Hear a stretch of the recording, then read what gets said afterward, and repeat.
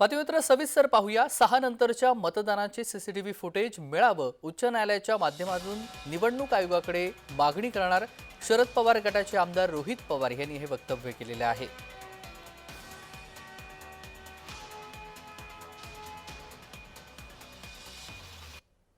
आपण सर्वांनी मिळून केलं पाहिजे, कारण लोकशाही टिकण्यासाठी लोकांच्या मनामध्ये शंका असणं हे योग्य नसतं आणि हायकोर्टली तो निर्णय तिथं जो दिलाय तो सरकारला नसून तो इलेक्शन कमिशनला तिथं दिलेला आहे। त्यामुळे इलेक्शन कमिशन योग्य अशी माहिती लवकरात लवकर तिथं देईल, कारण का हायकोर्टला सुद्धा आश्चर्य वाटलं की 6 नंतर 75 लाख मतदान या महाराष्ट्रामध्ये झालेलं ते अचानक झालंय।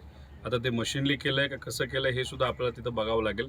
त्याच्याचबरोबर आम्ही अशी विनंती करणार आहोत की जे सीसीटीव्ही जिथं कुठे लावले होते संवेदनशील बूथवर तिथं कोणाला मतदान करते हे दिसत नाही, मात्र तिथं किती लोकांनी मतदान केलं हे दिसतं।